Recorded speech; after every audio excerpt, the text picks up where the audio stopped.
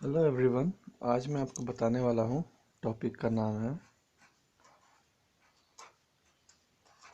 Newton's law of motion. Newton's law of motion, Newton के 3 law है, ये हम सभी को पता है। First law, second law, third law. तो सबसे पहले हम देखेंगे फर्स्ट लॉ के बारे में।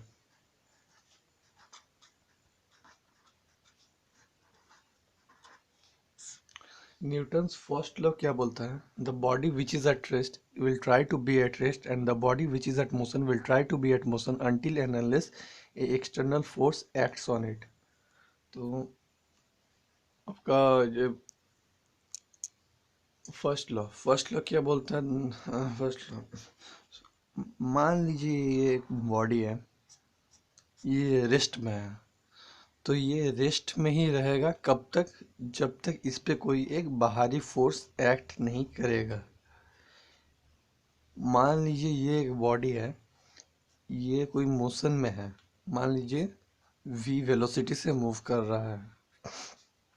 तो ये तब तक v वेलोसिटी से मूव करता रहेगा जब तक कि इस पे कोई एक्सटर्नल फोर्स नहीं एक्ट करेंगे।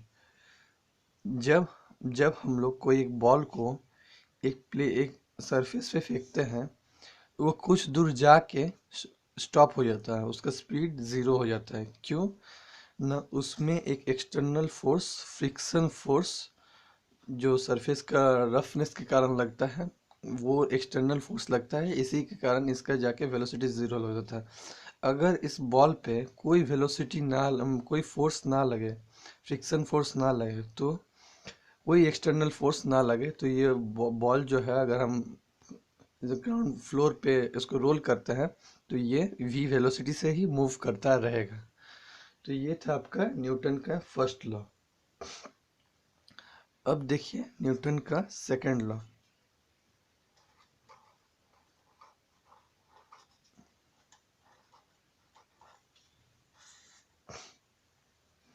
न्यूटन का सेकंड लॉ क्या बोलता है? एक बॉडी का जो एक्सेलरेशन होगा, एक्सेलरेशन क्या होता है? Rate of change of velocity with respect to time. तो एक बॉडी का जो एक्सेलरेशन होगा, एक्सेलरेशन ऑफ ए बॉडी, वो क्या होगा? Factor sum of all force, factor sum of all force divided by mass of the body.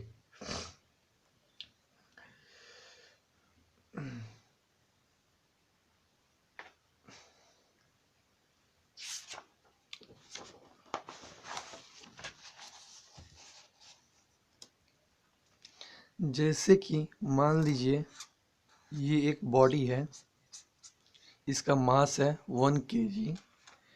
इसमें एक 45 डिग्री एंगल बना के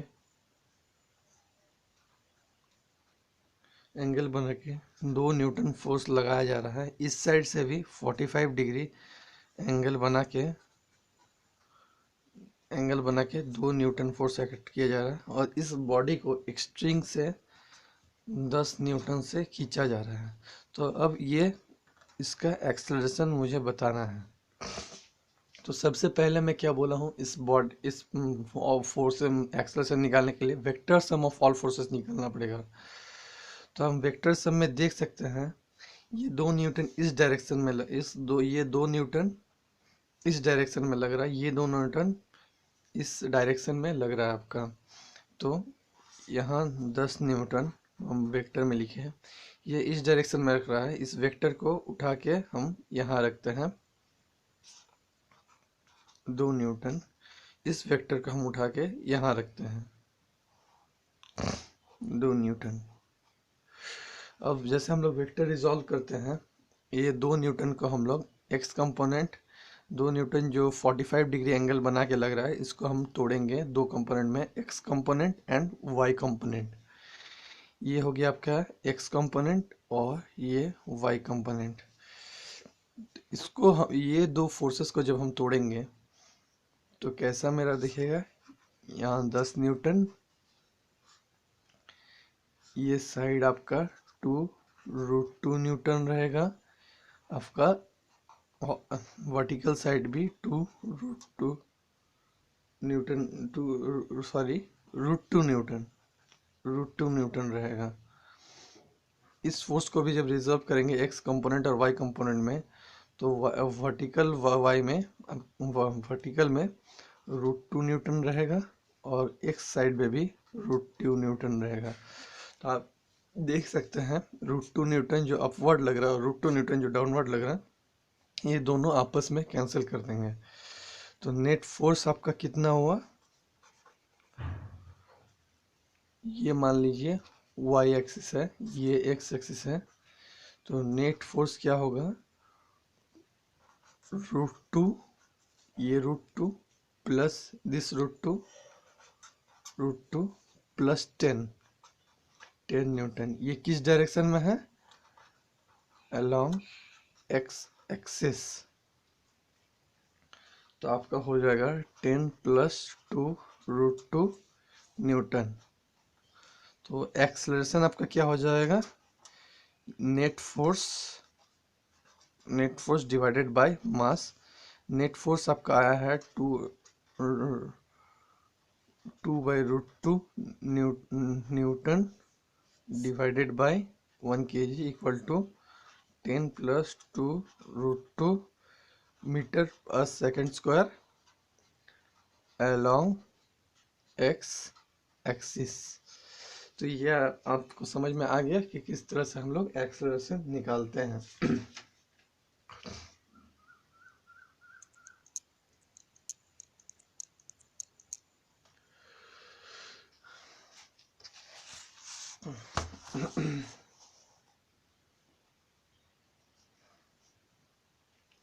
अब हम लोग देखेंगे working with first and second law.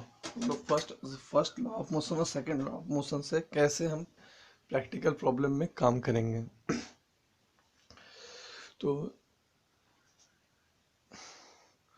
सबसे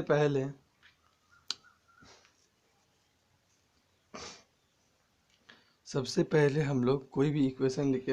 इक्वेशन मतलब क्या है, फोर्स, एक्सेलरेशन और मास, ये तीन के बनता है एक इक्वेशन। तो अगर सबसे पहले हम लोग जब इक्वेशन लिखेंगे फोर्स, एक्सेलरेशन, मास, हम जिस पार्टिकल को कंसिडर कर रहे हैं उसी का फोर्स, उसी का एक्सेलरेशन और उसी का मास को लिखेंगे। जैसे रियल लाइफ में बहुत सारे पार्टिकल्स रह सकते हैं। जैसे मैं आपको एक एग्जांपल दे रहा हूँ, ये एक इंक्लाइन में ये एक मास m रखा हुआ है, ऐसे पुली से गया, फिर और एक पुली, और इस पुली को पकड़ा और इधर से आपका ये रहा गया आपका m2। ये मास m है, m1 है और ये m2। तो जब हम रिलेट कर रहे हैं एफ ए और एक्सेलरेशन मास को, तब हम जिस पार्टिकल को कंसिडर कर रहे हैं उसी का फोर्स, उसी का एक्सेलरेशन, उसी का मास को लेना पड़ेगा। जैसे मान लीजिए जब हम m1 को कंसिडर कर रहे हैं तो सबसे पहले हमको देखना पड़ेगा m1 पे क्या क्या फोर्स लग रहा है। तो एक्सेलरेशन ऑफ m1 क्या होगा कि net force acting along m1 divided by the mass of m1। जैसे इसमें आपका m1 पे क्या फोर्स लग रहा है, एक टेंशन लग रहा है, ये रस्सी से बांधा हुआ इसलिए टेंशन फोर्स लग रहा है। ये जो आपका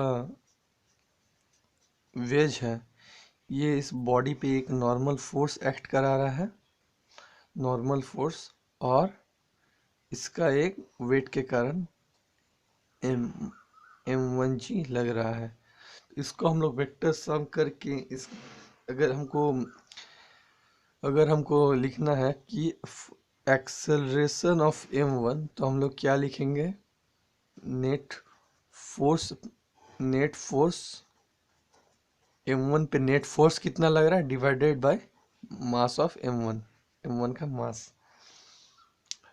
जब हम m2 को कंसिडर करेंगे तो हम भूल जाएंगे कि अदर फोर्सेस को सब भूल जाएंगे। हम बस कंसेंट्रेटली देखेंगे कि m2 पे आपका कौन फोर्सेस लग रहा है। लग रहा है। और उसी के अनुसार हम एक्सेलरेशन ऑफ m2 लिखेंगे। जैसे एक एग्जांपल देखिए,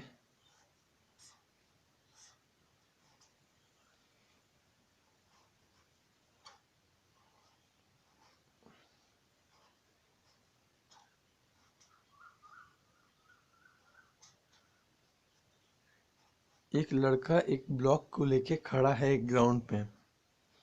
तो पहले हम अगर इस ब्लॉक को कंसिडर कर रहे हैं, तो इस ब्लॉक में कौन क्या क्या फोर्स लग रहा है। ब्लॉक एक खुद डाउनवर्ड फोर्स लगा है, ब्लॉक एक खुद नीचे एक फोर्स लगा रहा है mg। और ये जो लड़का है ये एक ब्लॉक पे प्रेशर देके न्यूटन फोर्स लगा रहा है। तो आपके इस ब्लॉक में क्या क्या फोर्स हो गया। एक आपका, ये मान लीजिए ब्लॉक एम है, तो एम पे क्या क्या फोर्स, एम पे फोर्सेस क्या क्या लग रहा है। एम पे सबसे पहले फोर्सेस जो लग रहा है वो है ग्रेव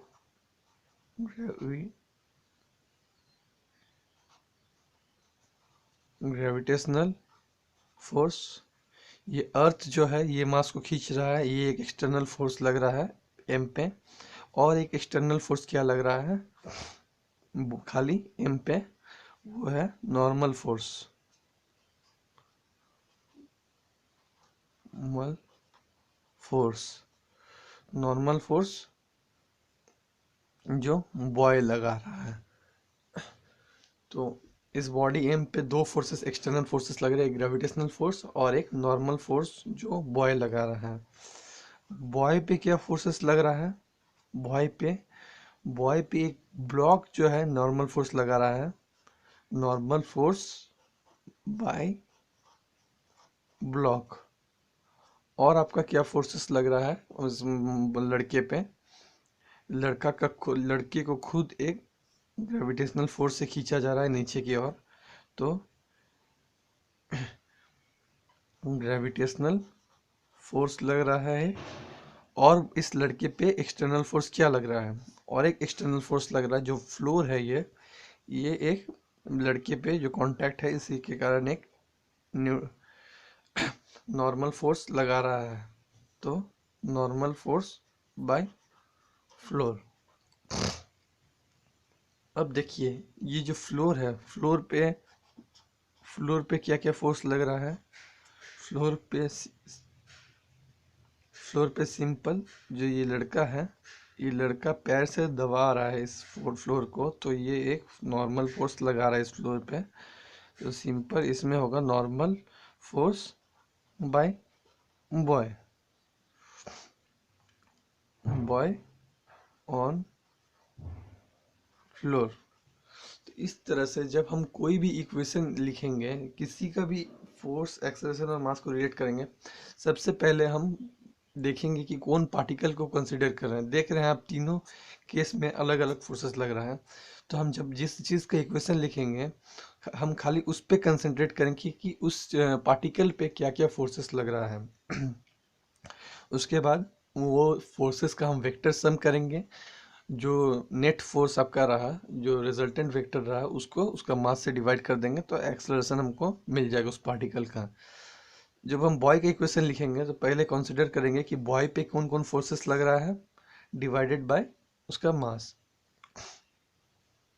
अब देखिए किस तरह से हम नेक्स्ट टॉपिक में देखिए किस तरह से हम फ्री बॉडी डायग्राम बनाते हैं।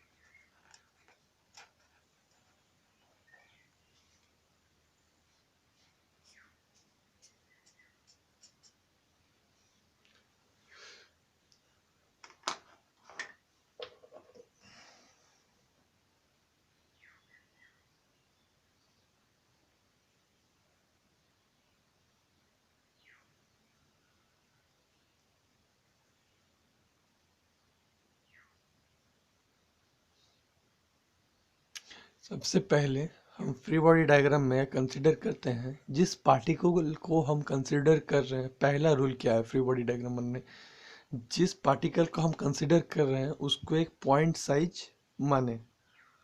जैसे अगर हम एक एक ब्लॉक है जिसके यहाँ से एक फोर्स लग रहा है, इस साइड से एक फोर्स लग रहा है, इधर से एक फोर्स लग रहा है, डिफरेंट डायरेक्शन से फोर्स लग रहा है, तो उस जो पार्टिकल को हमको मतलब फ्री बॉडी डायग्राम लिखना है उसको हम सिंपल एक पॉइंट माने, एक पॉइंट माने, और उसमें जितना भी फोर्सेस लग रहा है सबका वेक्टर बनाए।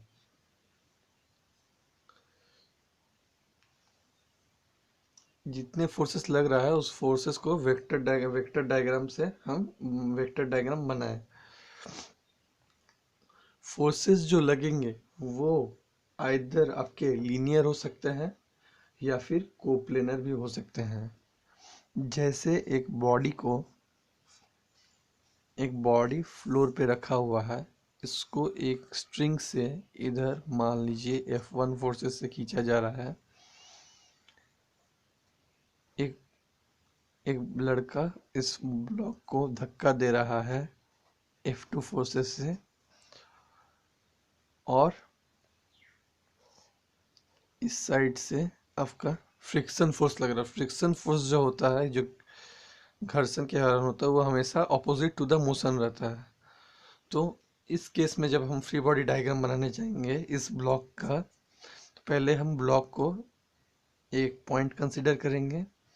इसमें फोर्सेस क्या लग रहा है, इस डायरेक्शन में एक F1, इस डायरेक्शन में F2, और इसके ऑपोजिट डायरेक्शन में फ्रिक्शन फोर्स।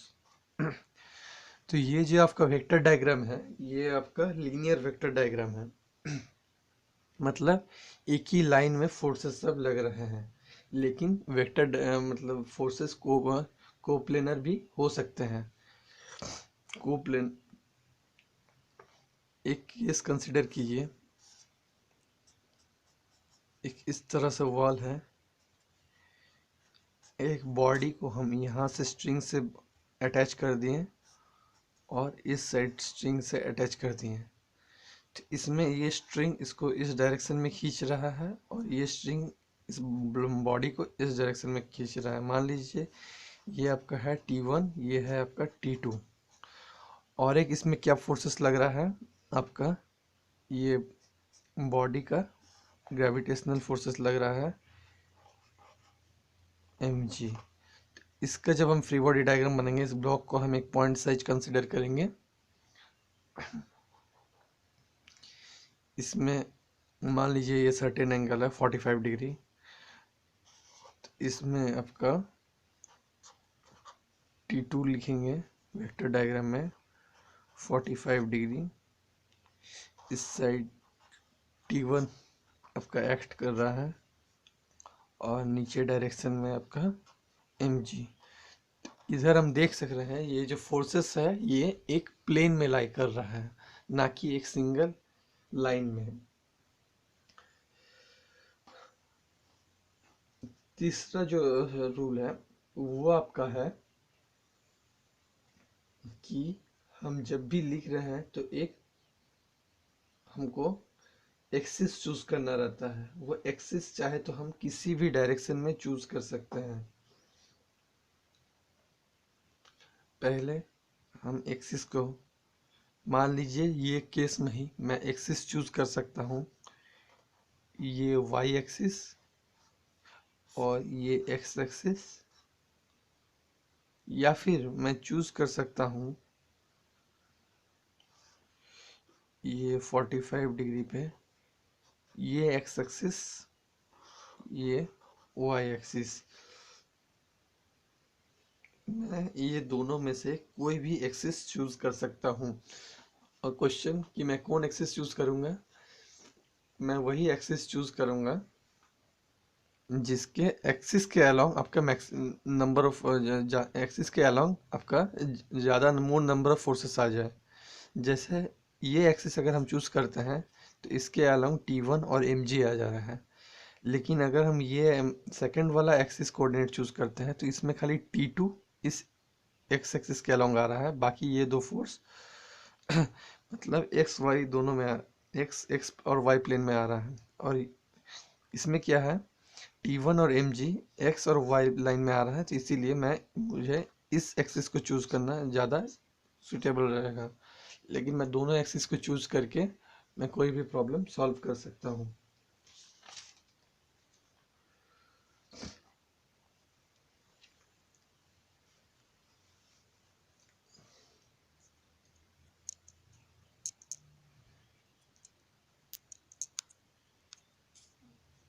क्वेश्चन है, 3 blocks ABC are placed one by one as shown in the figure. Draw free body diagram of all the block.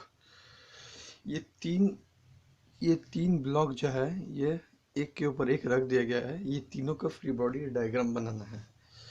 तो सबसे पहले मैं ब्लॉक ए का फ्री बॉडी डायग्राम बनाऊंगा। ब्लॉक ए को एक पॉइंट से कंसीडर कर रहा हूँ। अब बताइए ब्लॉक ए में क्या क्या फोर्सेस लग रहा है। सबसे पहले ब्लॉक ए को अर्थ एक mg फोर्स से खींच रहा है। इसका जो मास है तो हम लिखेंगे इस डाउनवर्ड डायरेक्शन में एक फोर्स देंगे, ये एक मास ऑफ ए जी एक फोर्स से आपको खींच रहा है नीचे की ओर। और ब्लॉक ए पे क्या फोर्स लग रहा है, एक ब्लॉक ए को एक नॉर्मल फोर्स से ऊपर की तरफ पुश कर रहा है। तो इसमें और एक फोर्सेस लग जाएगा आपका normal force by block B.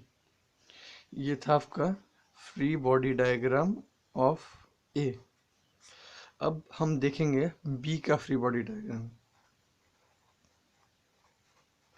B का फ्री बॉडी डायग्राम में बी को हम एक पॉइंट साइड, बी को हम पॉइंट साइज कंसीडर किए हैं।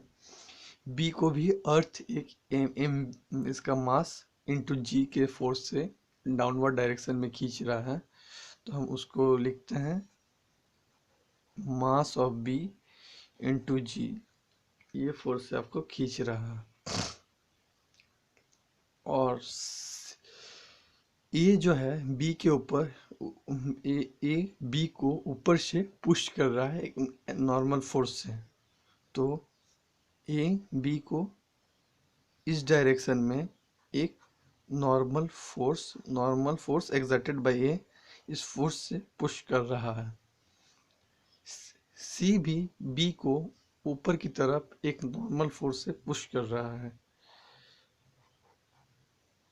जैसे कोई भी एक हम लोग कोई भी चीज़ कांटेक्ट में है, सी जो है ये बी को हमेशा एक नॉर्मल फोर्स अपवर्ड के डायरेक्शन में पुश करता है, नॉर्मल फोर्स एक्सर्टेड बाय सी। अब देखिए, अब सी का हम फ्री बॉडी डायग्राम बनाएंगे। एफ बी डी ऑफ सी। सी में हम लोग देख रहे हैं सी को भी एक एम जी फोर्स से MC जी फोर्स से डाउनवर्ड खींच रहा है।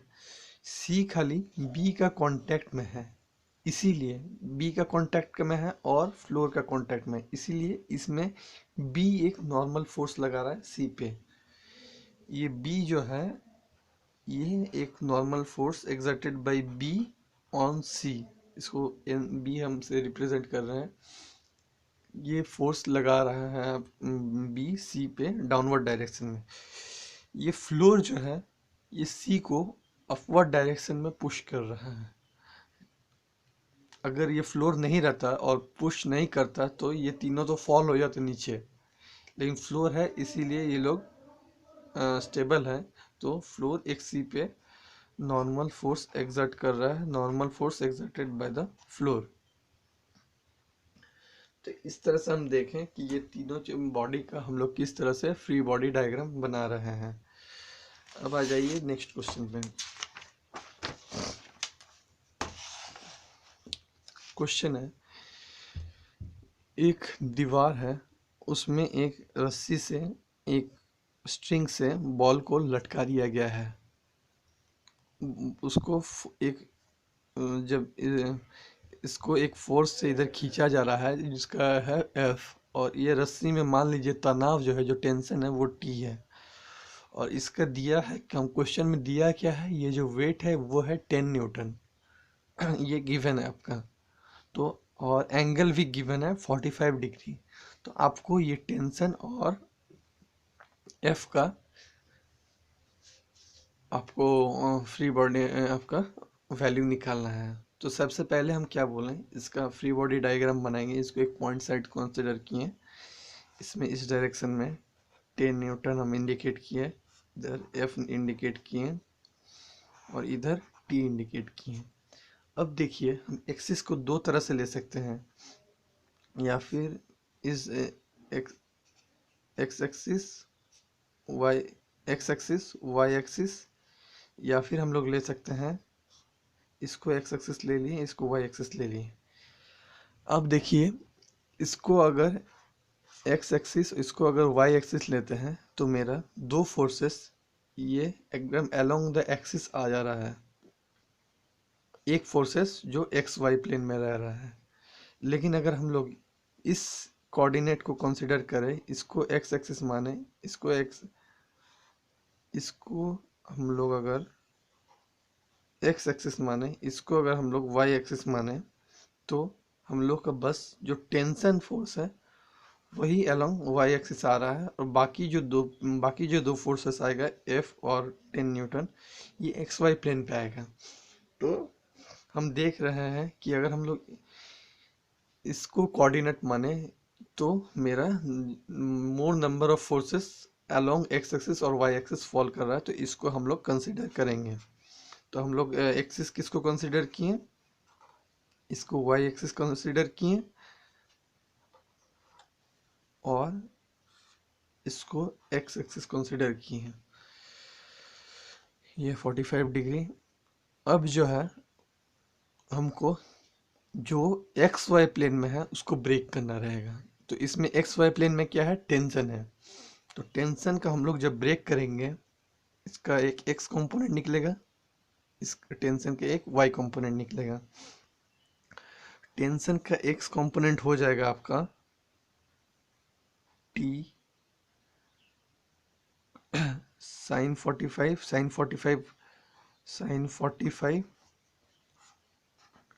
T cos 45 F 10 Newton.